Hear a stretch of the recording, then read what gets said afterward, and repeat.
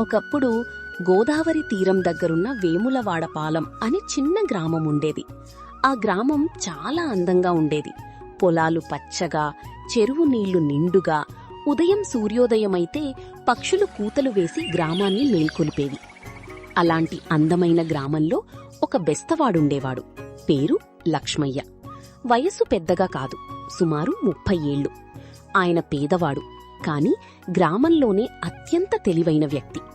ఎవరైనా సమస్యలో ఉన్నా పోయి లక్ష్మయ్యని అడుగోండి, అతడే చెప్పగలడు అని అంటుండేవారు. అతనికి ఒక చిన్న ఇల్లు, కొంచెం పశువులు, తక్కువ ఆస్తి. కాని అతని పెద్ద ఆస్తి అతని మెదడు. ఒకరోజు పొలాల నుండి వచ్చిన రైతు అన్నాడు, లక్ష్మయ్య, మా ఎద్దు కనిపించట్లేదు. ఎక్కడ పోయిందో అర్థం కావట్లేదు. లక్ష్మయ్య నవ్వుతూ అన్నాడు, చెరువుదారి వెళ్లారా? అక్కడే దొరుకుతుంది. మరి నిజంగానే ఎద్దు అక్కడే దొరికింది. ఇంకో రోజు ఒక ముసలి అమ్మాయి అతని దగ్గరికి వచ్చింది. బిడ్డా, నా చెవిపోకు దొరకలేదు, ఎవరో తీసేశారయ్యా. లక్ష్మయ్య 2 ప్రశ్నలు అడిగాడు. 10 నిమిషాల్లో పోగు దొరికింది. అలా అతనిపై అందరికీ గౌరవం మరింత పెరిగింది. ఒకరోజు మధ్యాహ్నం గ్రామంలో పెద్ద పెద్ద గుర్రపు బండ్లు వచ్చాయి. చుట్టూ సేవకులు. అతను విశాఖపట్టణం నుండి వచ్చిన 2 వ్యాపారుల్లో పెద్దవాడు రాఘవయ్య. గ్రామంలో ఒక రాత్రి దిగడానికి వచ్చినాడు. ఆయన దగ్గర చాలా ధనం, బంగారం, ఉంగరాలు, రత్నాలు. రాత్రి తిండి తిన్న తర్వాత తన విలువైన వస్తువులను ఒక పెద్ద పెట్టెలో పెట్టి తాళం వేసి నిద్రపోయాడు. మరుసటి రోజు రాఘవయ్య పెద్ద అరుపుతో బయటకి వచ్చాడు. అయ్యో, నా బంగారు ఉంగరం పోయింది. ఇది చాలా విలువైనది. దొంగెవరో చెప్పండి. వ్యాపారి కోపంతో మండిపడ్డాడు. గ్రామస్తులు భయపడ్డారు. మన మీద అపవాదు పడిపోతుంది. ఎవరు తీసుకున్నారో ఎవరికీ తెలియదు. గ్రామ పెద్దలు ఒకచోట చేరి మాట్లాడారు. ఈ సమస్యను తీర్చగల వ్యక్తి ఒక్కరే, లక్ష్మయ్య. లక్ష్మయ్య నెమ్మదిగా ముందుకు వచ్చాడు. రాఘవయ్య గారు, ఆందోళన పడకండి. మీ ఉంగరం దొంగ ఈరోజే పట్టుకుంటా. ఎలా కనుగొంటావ్? అందరూ సహకారమిస్తే చాలు. వ్యాపారి అంగీకరించాడు. గ్రామస్తులు కూడా దగ్గరికి వచ్చారు. లక్ష్మయ్య చెట్టు దగ్గరకు వెళ్లి సమాన పొడవుంటున్న కర్రలను తెచ్చాడు. ప్రతి ఒక్కరి చేతిలో పెట్టి అన్నాడు, మాయా కర్రలు. ఎవరైతే దొంగవారో వారి కర్ర రాత్రికి 1 అంగుళం పెరిగిపోతుంది. అందరూ కర్రలను ఇంటికి తీసుకుని వెళ్లారు. అందరూ నిద్రపోయారు. కాని నిజమైన దొంగ మాత్రం నిద్రపోలేదు. అతను ఒక సాధారణ గ్రామస్థుడి, గంగయ్య. ఇప్పుడీ మాయకర్ర మాట విని అతని గుండె దడదడమనే పడింది. అయ్యో, నిజంగా పెరిగితే రేపందరికీ తెలిసిపోతుంది. అతను భయంతో పిచ్చితనం పట్టినట్లు రాత్రి కర్రను తీసుకుని 1 అంగుళం కత్తిరించాడు.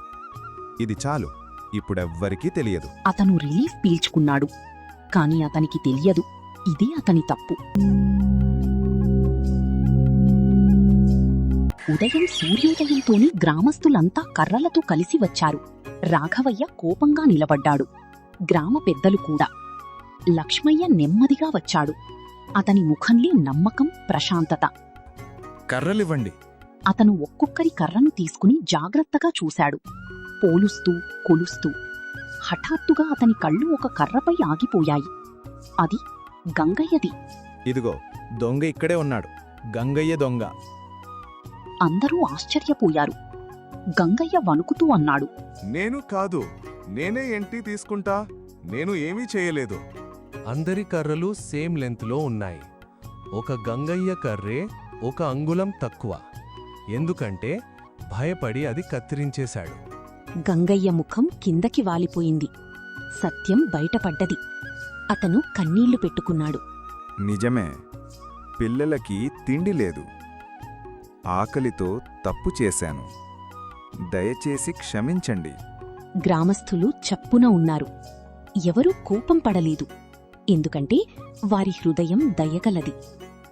వ్యాపారి కూడా నెమ్మదిగా అన్నాడు, పేదరికం ఎంత కష్టమో నాకు తెలుసు.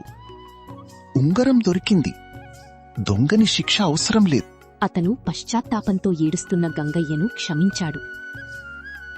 వ్యాపారి రాఘవయ్య లక్ష్మయ్య ముందు నిలబడి అన్నాడు, నువ్వు నిజంగా అసాధారణ తెలివి కలవాడివి. ఇంత తెలివైన మనిషిని ఎప్పుడూ చూడలేదు. అతను గంగయ్య కుటుంబ పరిస్థితిని తెలుసుకున్నాడు. అతనికి 100 రూపాయలను, కొంత ధాన్యం, దుస్తులు ఇచ్చాడు. ఇది మీ పిల్లల కోసం. దయచేసి ఇకపై తప్పు చెయ్యకండి. గంగయ్య మన బెస్తవాడు నిజంగా గ్రామానికి గర్వకారణం. ఎక్కడ సమస్య ఉన్నా పరిష్కారం చెప్పేస్తాడు. గ్రామంలో అతని గౌరవం మరింత పెరిగింది. కాని లక్ష్మయ్య మాత్రం సాధారణంగానే ఉండిపోయాడు. నేను తెలివైనవాడిని కాదు. తెలివి అనేది మనసు ప్రశాంతంగా ఉంటే వస్తుంది. ఎప్పుడూ నిజం వైపు నిలబడితేనే నిర్ణయాలు స్పష్టంగా కనిపిస్తాయి అని చిరునవ్వుతో అన్నాడు. కథ ముగింపు. నీతి: తప్పు చేసినవాడు తన మనస్సుతోనే తాను బయటపడతాడు. భయం మనుష్యుడితో పెద్ద శిక్ష.